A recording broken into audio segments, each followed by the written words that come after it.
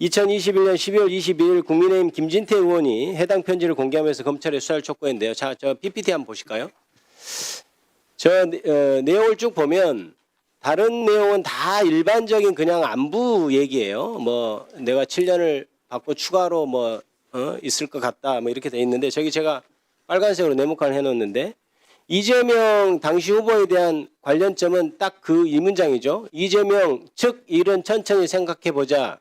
그리고 이렇게 돼 있고요.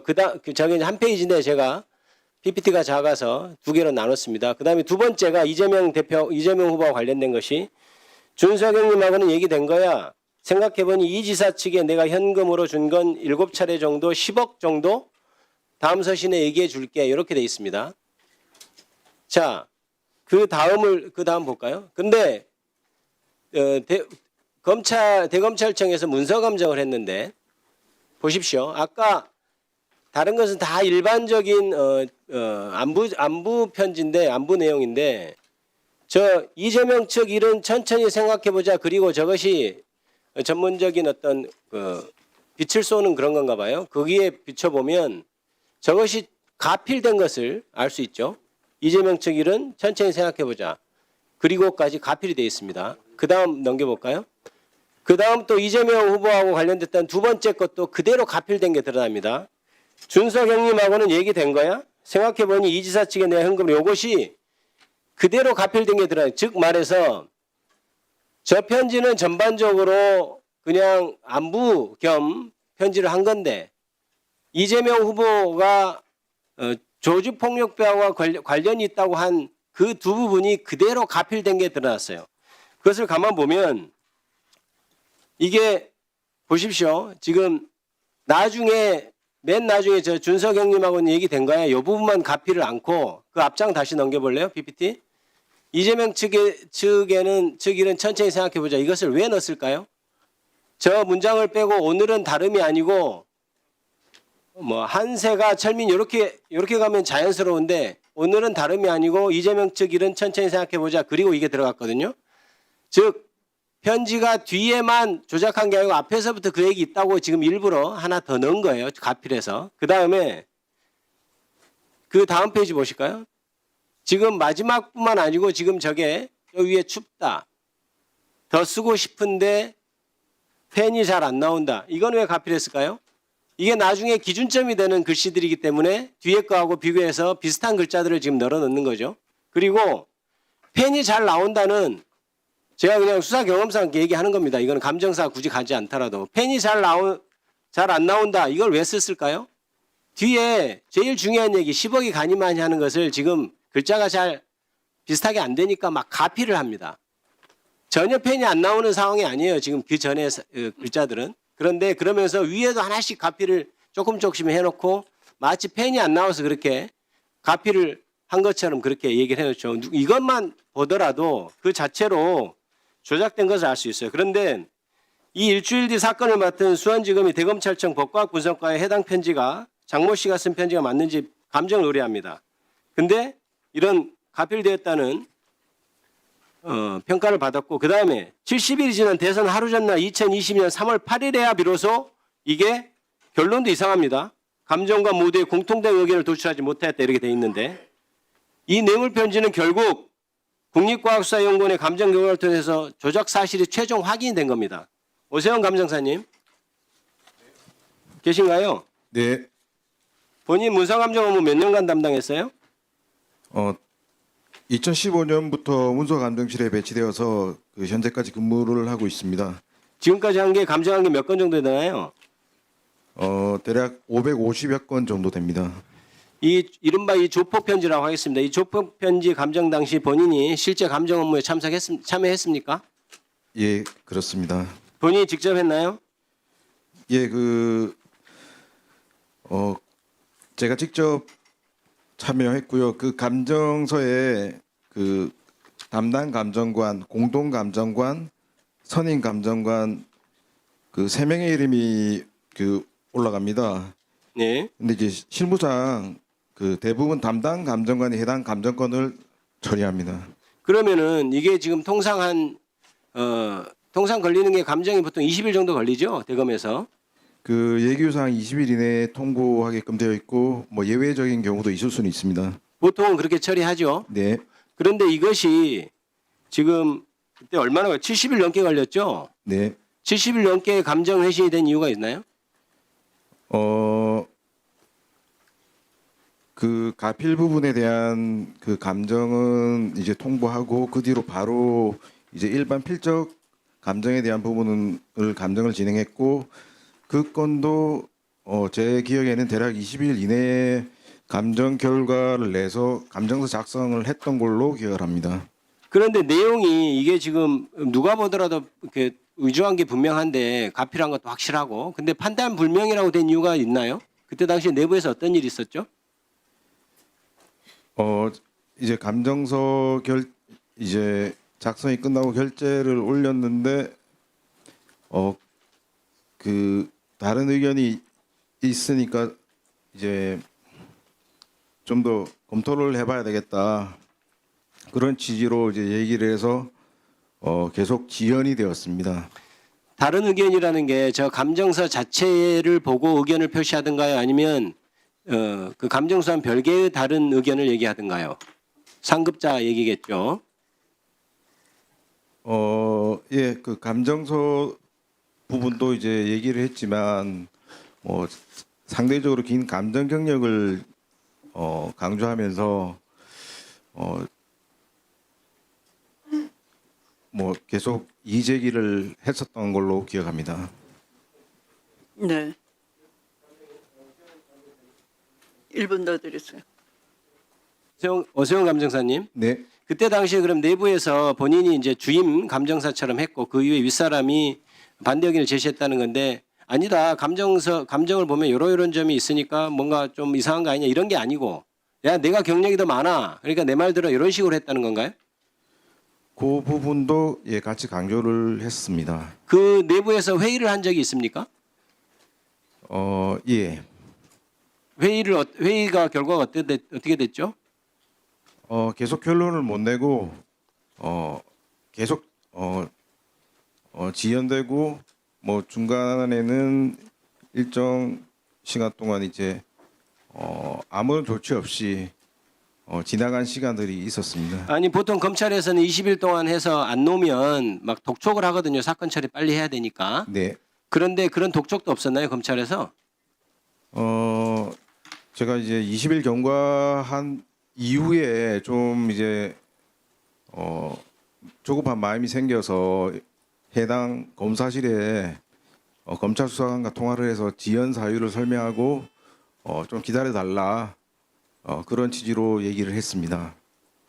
그리고 이제 더 이제 그 뒤로도 이제 장기간 지연돼서 또 몇 번 더 전화를 했었던 걸로 예 생각합니다. 감정 내용대로 아마 미리 발표가 되고 시간이 엄수했으면은 그 20대 대선에서 이재명 후보의 악마음이 없었을 것이다. 이런 생각을 하면서 제 질의를 마치겠습니다. 네, 수고하셨습니다. 또 오세훈 증인에 대해서 김용민 의원님 질의하십시오. 네, 저도 7분 하겠습니다. 남양주변 김영민입니다. 오세훈 참고인에게 질의하기 전에 먼저 대검 차장에게 먼저 묻겠습니다. 예. 아까 인사말에서 지난 한 해 자본시장 범죄에 철저히 대응했다라고 했습니다. 그런데 작년에 김건희에 대해서 황제 조사하고 무혐의했죠. 예. 국민을 상대로 거짓말하시면 안 됩니다. 분명하게 이것은 질타하고 넘어가겠습니다. 자, 오세훈 참고인. 네, 지금부터 제가 말씀드리는 것은 검찰이 수사권을 가지고 민생을 얼마나 망칠 수 있는지 그 사례를 한번 보려고 합니다. 자, 일단 준비된 PPT를 보죠. 사건 설명을 간단하게 하고 질의를 할게요. 자, 2020년에 회사 대표 A라는 분이 직원 B를 상대로 대여금 소송을 6,800만 원 대여금 소송을 제기를 합니다. 그런데 그 대여금 약정서가 법원의 감정에 의해서 위조됐다라고 판명이 돼서 회사 대표 A씨가 패소합니다. 그러고 나서 이 회사 직원 B씨는 이제 억울하니까 이 회사 대표를 당연히 고소를 하겠죠. 사문서 위조로. 그래서 대구지검에서 수사를 하는데 2022년 5월 달에 대구지검에서 이 문서가 약정서가 위조됐는지 안 됐는지를 대검찰청 문서감정실에 감정 의뢰를 합니다. 그래서 그 감정을 담당했던 분이 우리 참고인이시죠? 네, 맞습니다. 기억나시죠? 그 그리고- 대구지검이 아니라 대구 서부지청입니다. 아, 그렇죠. 대구지검 서부지청. 그리고 2022년 11월 달에 우리 참고인은 그 감정 결과 위조됐다. 이렇게 판단을 했던 거죠. 다른 사람의 필적일 가능성이 높음으로 판단을 했습니다. 네, 그거 한번 다음 페이지 보여주시죠. 그런데 실제 공식 회신한 감정서 결과서를 잠깐 보겠습니다. 감정 결과는 이게 이름 세 글자인데 각각의 성과 가운데 마지막 글자들이 상이점을 관찰할 수 있었음이라고 다 감정 결과는 냈습니다. 다시 말해서 위조된 것 같다라는 취지로 감정 결과는 냈죠. 그런데 그 다음 페이지 감정 의견은 모두 다 판단 불명으로 바뀌었습니다. 다음 페이지 보여주시죠. 실제 감정 결과 이렇게 씁니다. 다른 사람의 필적 가능성을 배제하기 어려웠으나 참여한 감정관 모두의 공통된 감정 의견을 도출하지 못하였음.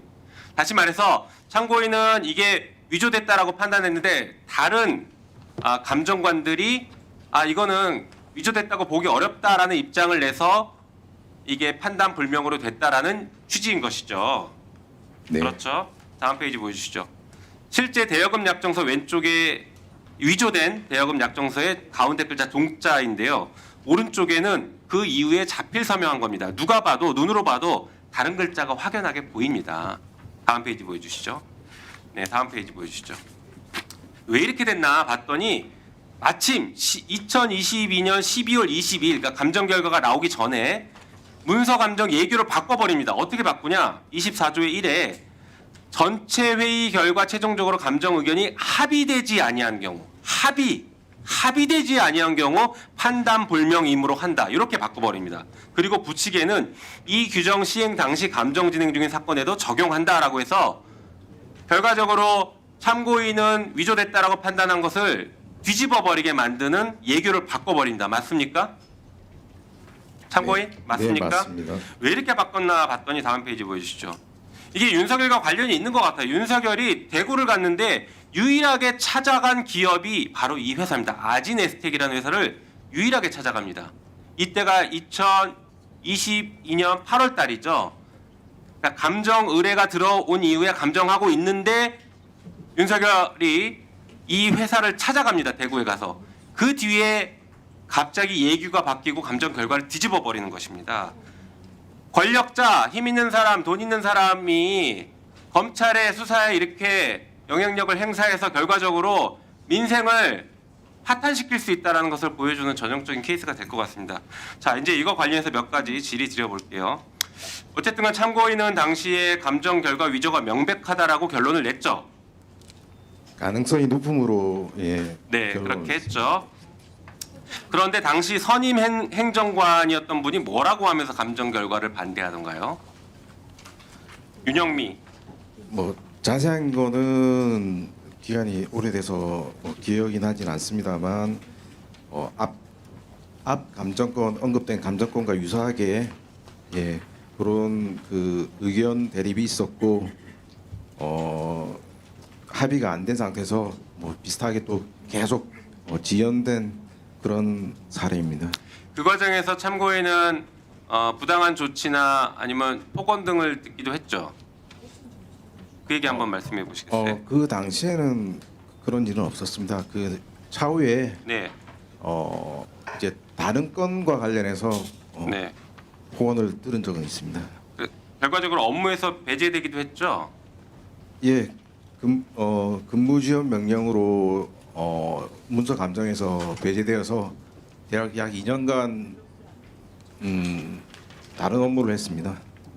자, 저기 참고인 조금 전에 제가 보여드렸던 윤석열의 그 회사 업체 방문 시기가 8월 달이었는데 그 방문 시기와 어쨌든간 12월 달에 예규까지 바꿔가면서 결과를 뒤집어 버린 이 시기가 실제로는 상당히 이제 겹치는 것 같은데 네. 내부에서 어떤 압박이나 외압 같은 것들을 느낀 것은 없었습니까?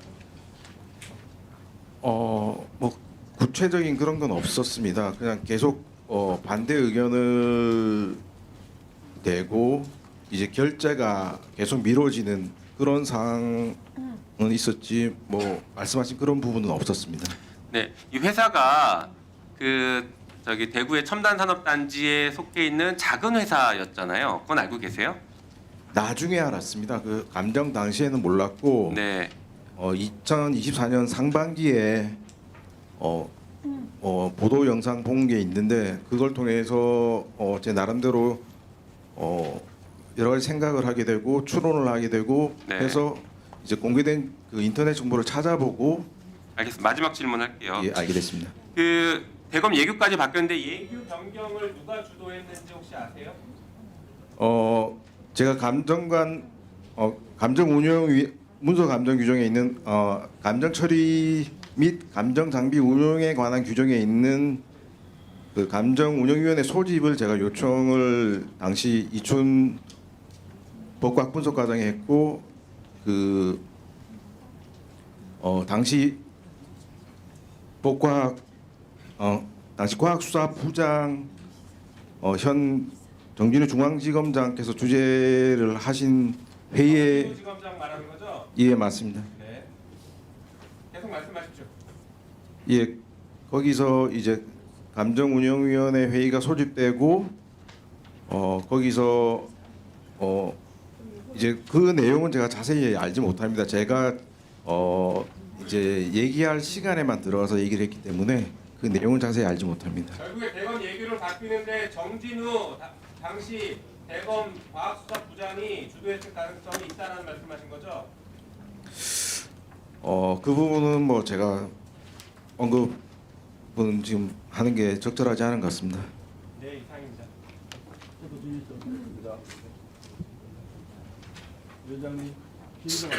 네, 손을 든 순서대로 하겠습니다. 전현희 위원님. 아까 손을 들으셨어요.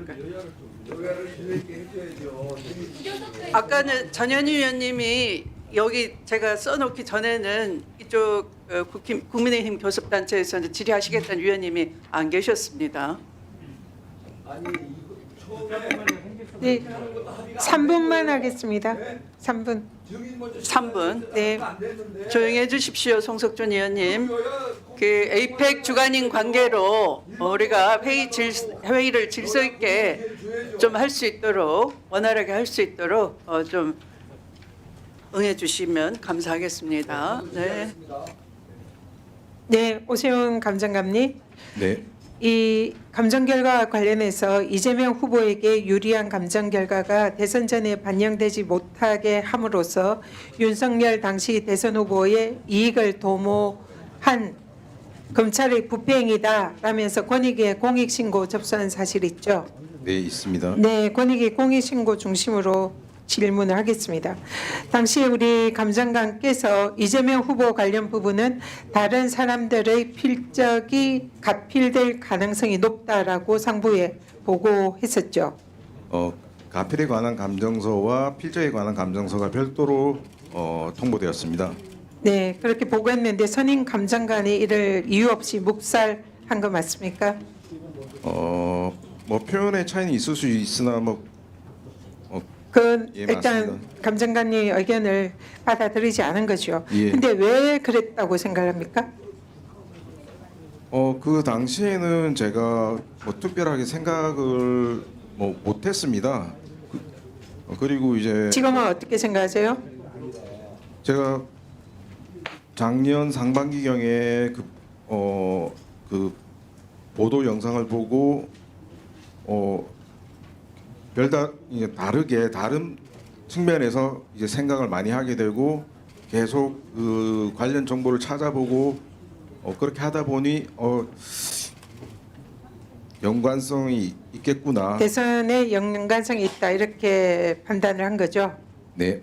그때 선임 감정관 위에 그 상부의 지시를 받아서 이런 일이 있었을까요?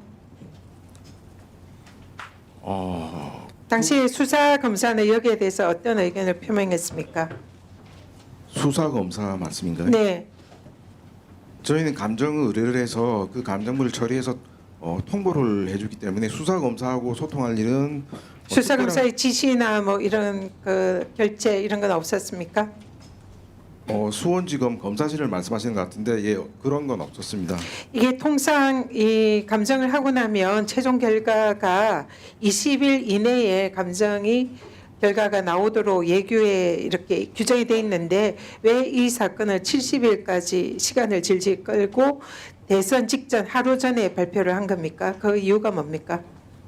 뭐 그 부분도 제가 감정 당시에는 깊이 있게 생각을 해본 적이 없습니다. 근데 지금은 대선 개입과 관련이 있다고 생각을 하는 거죠?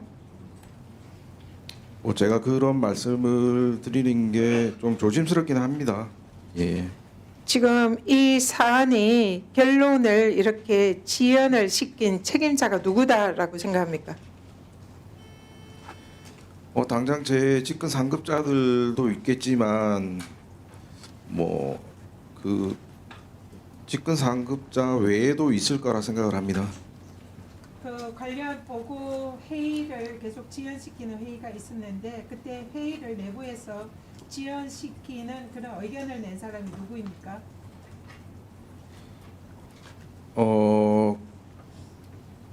공동 감정관을 말씀하시는 건지 아니면 저희 직근 상급자를 말씀하시는 건지 정확하지 않은데 둘 다 말씀해 보십시오.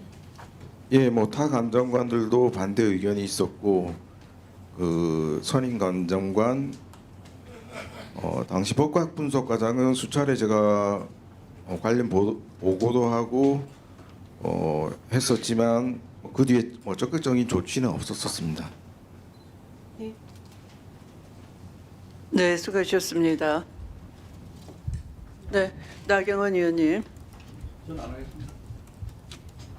자, 증인에게 먼저 저는 일단 몇 분 쓰시겠습니까? 저는 3분 쓰겠습니다. 이 지금의 이렇게 회의 진행에 대해서 좀 이의를 제기합니다. 저희한테 의사진행 발언을 안 주시니까 부득이 말씀을 드리는데요. 저희가 이렇게 증인 감정인을 계속해서 민주당이 뭐 아프다, 그래서 오전에 해야 된다, 또 비공개 증인이니까 오전에 따로 해야 된다 하면서 민주당의 일방적인 이러한 운영에 대해서 이의 제기를 합니다. 이 부분에 대해서 분명히 저희는 오후에 하자는 의견을 말씀을 드렸다는 말씀을 드립니다. 자, 증인 하나 물어봅시다. 감정 예규가 바뀐 것에 대해서 이유를 아십니까? 최근에 개정된 아니 2022년 12월에 예. 감정 예규가 갑자기 바뀌었다. 예. 그거는 뭐 윤 전 대통령을 위한 감정 예규의 변경이었다, 이런 취지였던 것 같아요. 자, 감정 예규가 바뀐 이유를 아십니까? 감정운영위원회가 소집되고 그 뒤에 이제 개정 작업을 해서 개정된 걸로 알고 있고 그 과정은 제가 전혀 알지 못했습니다. 그러니까 그리고 이 부분에 그 대해서는 개정 알지 못하고 다만 이런 의혹 제기가 지금 민주당 쪽으로서 있는 것이네요. 자, 그러면 이 감정 예규에 대해서 대검 차장, 예. 이 감정 예규가 원래부터 뭐 운영위원회가 소집되고 이런 절차를 거쳐서 했다고 하는데 이것이 원래 예정되어 있었던 겁니까? 아니면 뭐 갑자기 12월에 갑자기 대통령 사건과 관련해서 이거 바꾸자 해서 바꾼 겁니까? 제가 알기로는 2022년 12월에 국제 기준 코라스라고 문서 감정 국제 표준 기준이 있습니다. 아마 네. 그 표준 기준이 3인 합의제로 하는 게 원칙이다 해서 3인 합의제가 서로 3인의 의견이 맞지 않으면은 판단 불능으로 가라는 그 표준 조항이 있습니다. 아마 그 조항에 맞춘 것이 아니냐 그렇게 생각하는데 정확한 개정 이유는 저도 잘 모르는 상황입니다.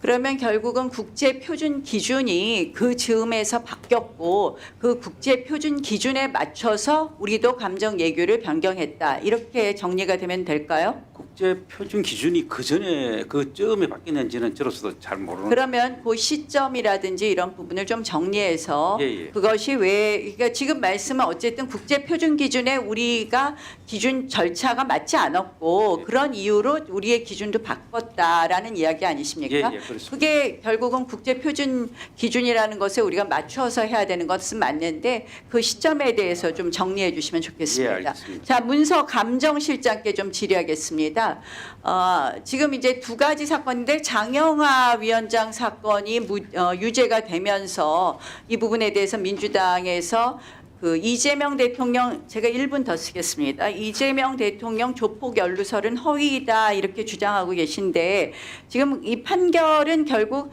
장영하 위원장이 이 허위에 대한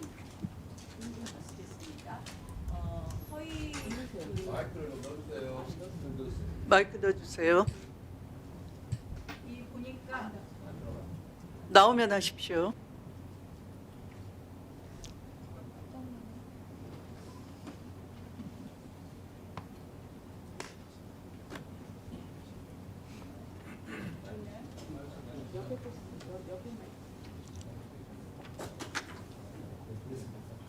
네.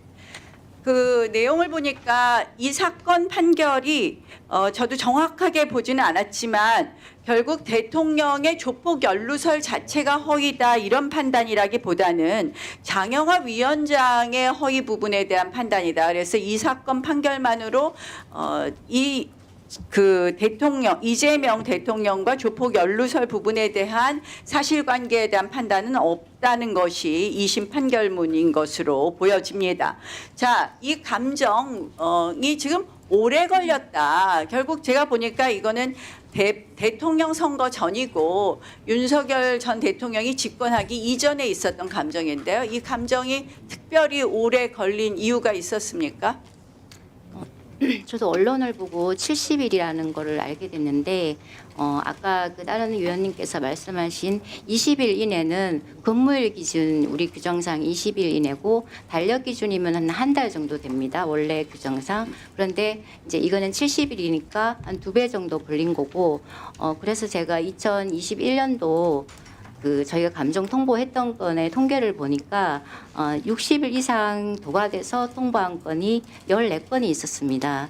14건이 있었는데 그중에 12건을 오세훈 연구사가 60일 도과해서 통보를 했습니다. 4명의 감정관이 감정을 하는데 14건 중에 12건을 오세훈 연구사가 60일 도과해서 감정을 했기 때문에 도과건에 대해서 뭐 지연을 시켰다 이렇게 그 주장을 하는데 그건 정말 사실과 다르고 저희 감정 통보하는 거는 담당 감정관이 본인이 일정을 조율해서 본인 재량으로 언제 통보할지 이걸 먼저 할지 저걸 나중에 할지 그렇게 하는 거기 때문에 선임 감정관이 그걸 개입을 해서 뭐 지연을 시키고 그거는 전혀 맞지 않는 주장입니다. 그러면 참고인으로 나온 감정관이 일반적으로 60일을 넘은 것이 12건이나 있었다. 예, 14건 중에 12건이었습니다. 네, 있습니다. 그러면 결국은 민주당이 주장하는 부분에 있어서 상당히 참고인의 증언이 일종의 탄핵되는 것이었습니다.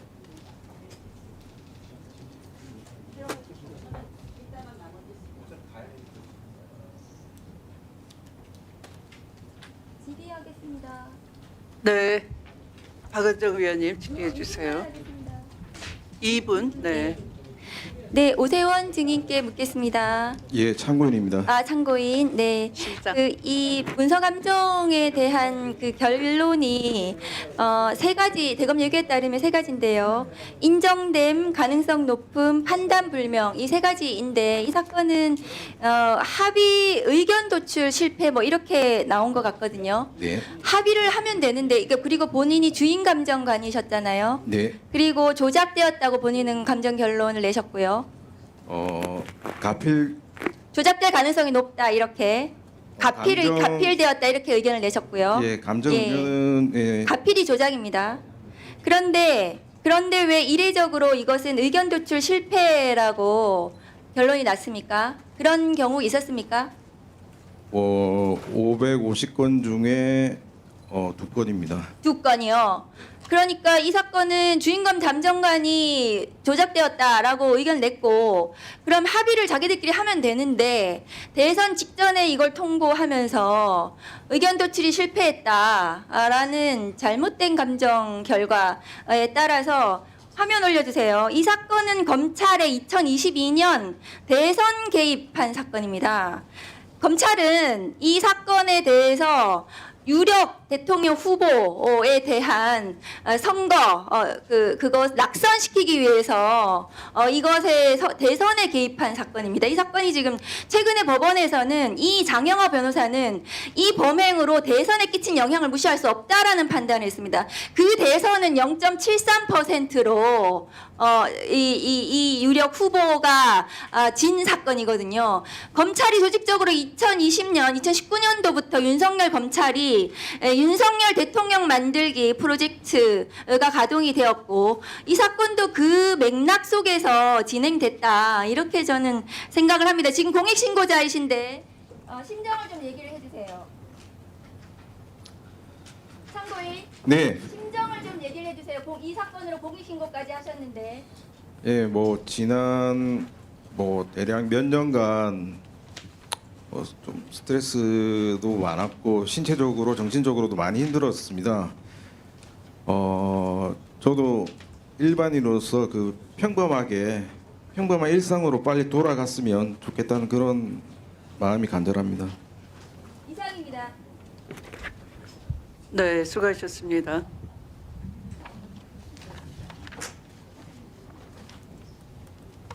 이 국제 표준 기준에 대해서는 확신하십니까? 합의제라는 걸. 예, 그건 합의제로 바뀐 건 맞습니다. 그런데 그 합의제가 있다고 치더라도 예. 때에 맞춰서 일부러 그렇게 한 것은 지금 박은정 의원이 질문 때 정리한 것처럼 의도가 좀 많이 의심됩니다. 예. 대선 개입 의도가. 네.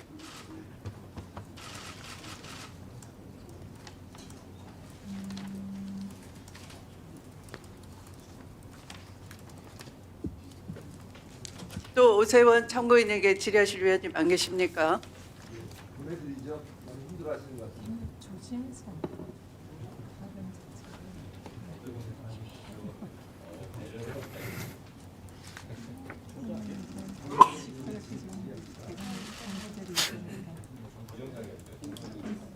어려운 가운데서도 양심에 따라 국회에 증언하러 나오신 오세훈 증인께 감사의 말씀을 드립니다. 더 이상 신문하실 위원님이 안 계시므로 오세훈 참고인을 이석시키도록 하겠습니다. 수고하셨습니다.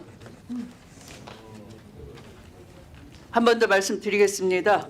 여기 계신 국회 관계자나 언론인 여러분께서는 참고인이 중계방송이나 사진 보도 등에 노출되는 일이 발생하지 않도록 참고인이 완전히 안전하게 이석할 수 있도록 협조해 주시기 바랍니다. 따라가면서 추적 취재를 하지 말아 주시기 바랍니다. 그러면 질의를 계속하도록 하겠습니다.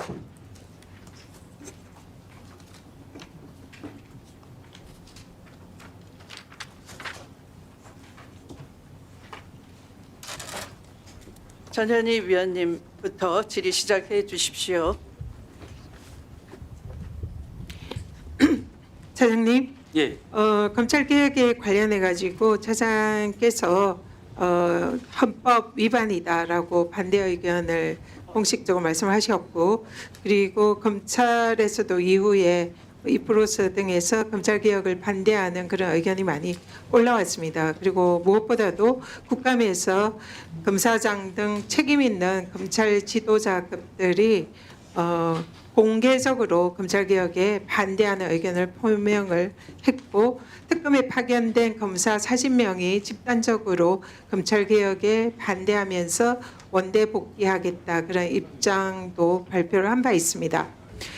검찰이 공무원입니까 아닙니까? 공무원입니다. 국가공무원법 규정의 적용 대상이죠. 예, 그렇습니다. 네, 우리 검찰이 공무원으로서 정치적 중립 의무가 있고, 그리고 또 소속 행정부 정부에 대해서 그 내용에 대해서 공무원의 복종 의무도 있습니다. 예.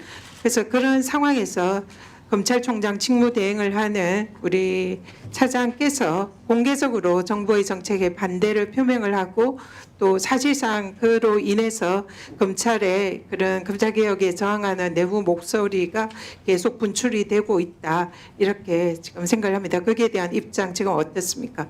저희 검찰에서 검찰 개혁을 반대하는 입장은 지금 아닙니다. 차장님 입장만 묻습니다. 그렇게 이미 말씀하셨기 때문에 아닙니다. 위원이라고 얘기를 했어요. 저 위원이라고 말씀드린 것은 아니고 제가 말씀드린 워딩은 헌법에 명시되어 있는 검찰이 법률에 의해서 바뀌게 됐다. 요 표현만 했지 그것이 위헌이라고 표현을 쓴 지금 그러면 검찰 개혁에 반대하는 것 아니다는 그런 얘기입니까? 예, 저희들도 검찰이 좋은 방향으로 개혁은 돼야 된다는 것은 공감을 하고 있습니다.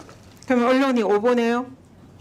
뭐 서로 이야기하는 입장을 받아들이는 온도의 차이가 아닐까 싶습니다. 그럼 내부에서 검찰 개혁에 집단적으로 반발하는 이 부분은 국가공무원법 위반이고 정치적 중립 의무를 위배했고 집단 행위 금지라는 그런 공무원법 규정 위반 아닙니까?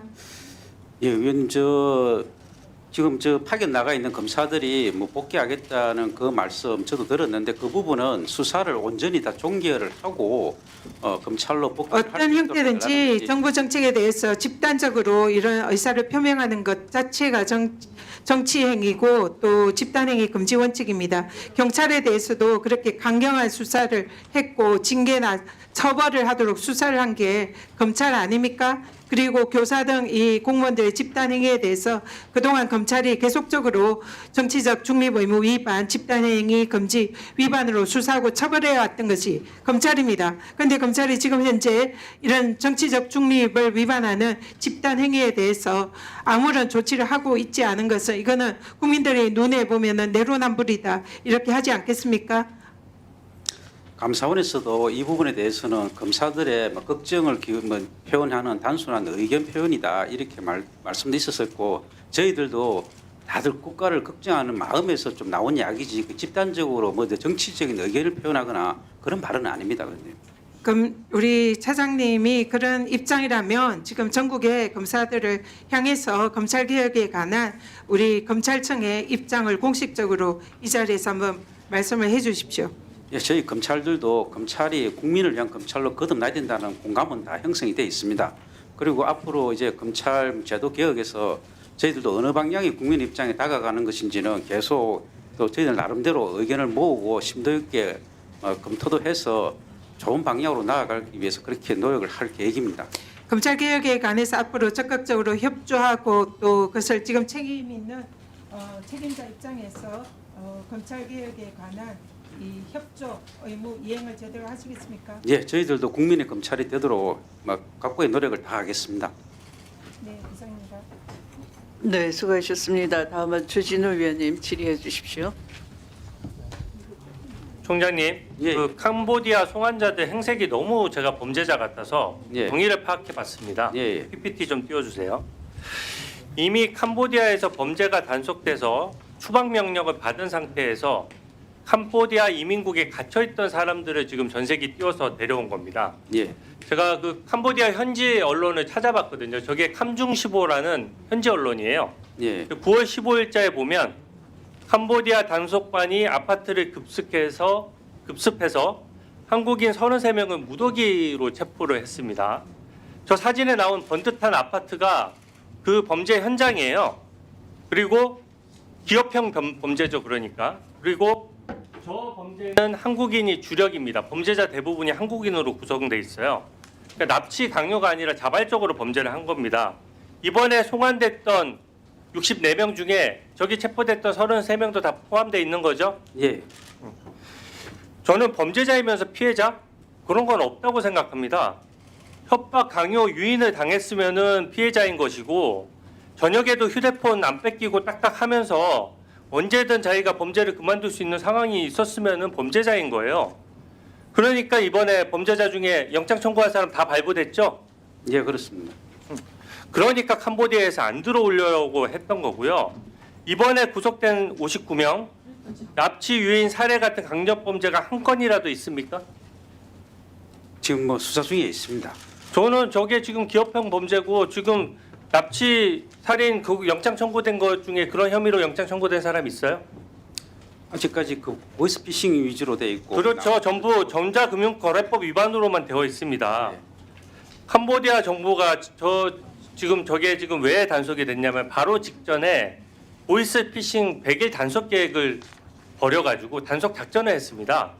그래서 외국인 2,800명을 적발을 해서 모두 추방령이 내려졌고 우리나라 사람들도 그때 추방령이 내려진 거예요. 그러니까 여러 나라들 중에서 오직 우리나라만 전세기 띄워서 데려온 것 아세요? 그 부분까지는 잘 모르겠습니다. 네. 실종자 살해를 막아야 되는 게 급선무인데 가만 놔둬도 추방될 사람을 저는 마중 나간 꼴이라고 생각하고요. 오히려 캄보디아 언론에서는요. 우리 정부가 전세기 띄워서 범죄자 데려다 주니까 고맙다는 입장까지 발표를 했습니다. 저는 이런 구출쇼를 세금 아깝게 도대체 왜 하는지 잘 모르겠고요.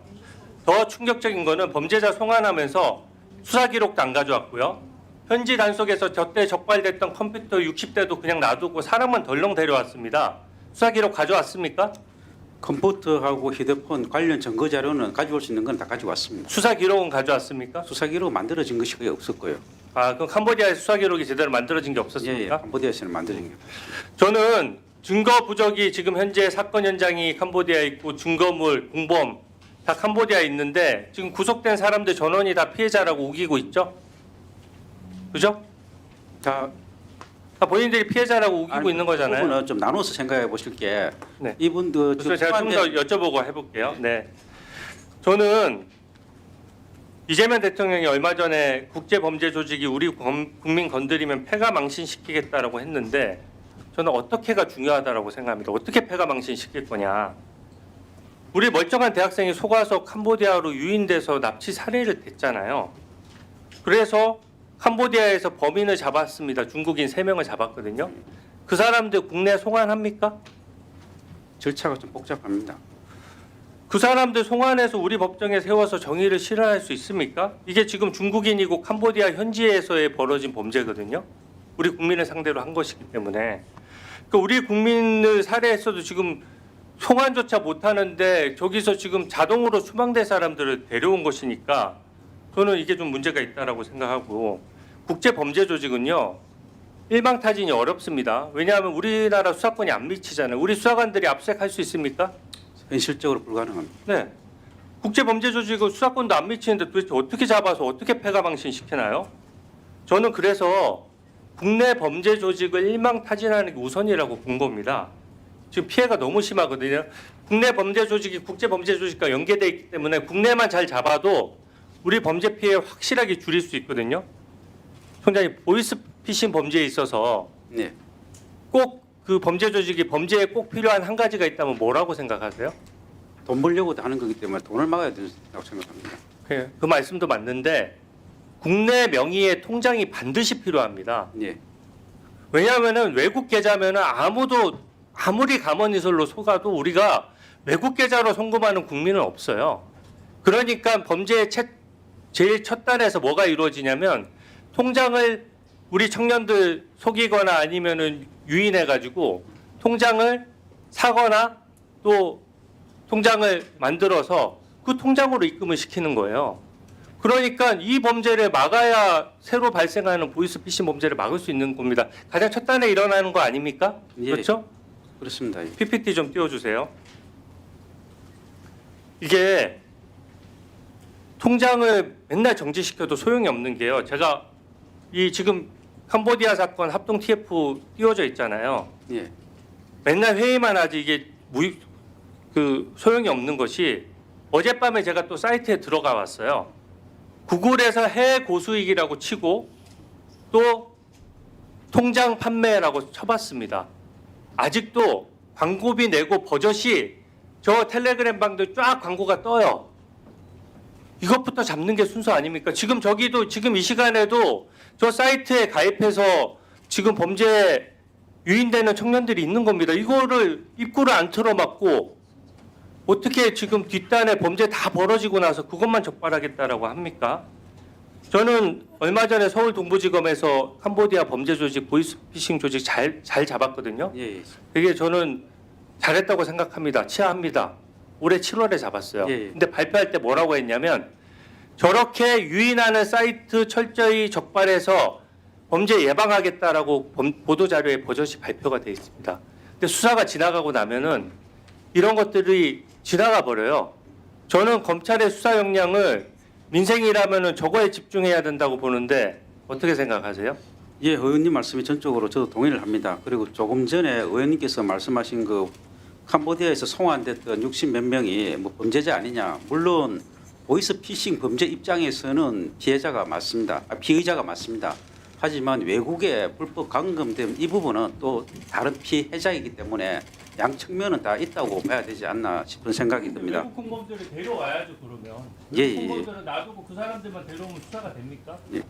그리고 그 좀 주신 말씀 통장에 대한 원천 차단 제일 중요한 부분 맞습니다. 그래서 저희들도 지금 동부지검의 보이스 피싱 합수단에서 그 파트를 나누어서 그 통장 수사도 사람들만 되는 게 아니 경찰하고 다 합쳐가지고 예, 예. 지금 대규모로 잡지 않으면 지금 버젓이 10개 20개가 있지 않습니까? 저거 수도 없어요. 제가 뽑은 것만 저거예요. 예, 뭐 그렇게 하도록 하겠습니다. 네, 수고하셨습니다. 다음은 박균택 위원님 질의해 주십시오. 우리 노만석 검찰총장 예, 예. 직무대행께 예, 묻습니다. 그 일선 검찰에 대한 국정감사 과정 지켜보셨습니까? 예, 그렇습니다. 예. 느낀 소감이 어떻습니까? 다른 말을 잘하던가요? 아니면은 국민들 분노를 사는 모습을 띈 사람들이 많이 있던가요? 예, 뭐 의원님께서 말씀하시는 그런 부분도 좀 보이긴 했습니다. 이게 윤석열 검찰 당시에 빚어졌던 분명한 문제점들이 예, 있습니다. 예, 유무죄를 따지기 전에 예, 절차상으로 분명히 문제가 있는 부분들이 드러나고 있지 않습니까? 예, 그런데도 그거 가지고도 뻔뻔하게 고개를 들고 큰 소리를 치고 이런 반성 없는 모습, 수구적인 모습을 보다 보니까 국민들이 분노를 하는 분들이 많습니다. 그래서 심지어는 보안 수사권을 검찰에게 남겨두는 것이 바른 거라고 주장했던 저에게 당신 의견에 동조를 자기도 하는 입장에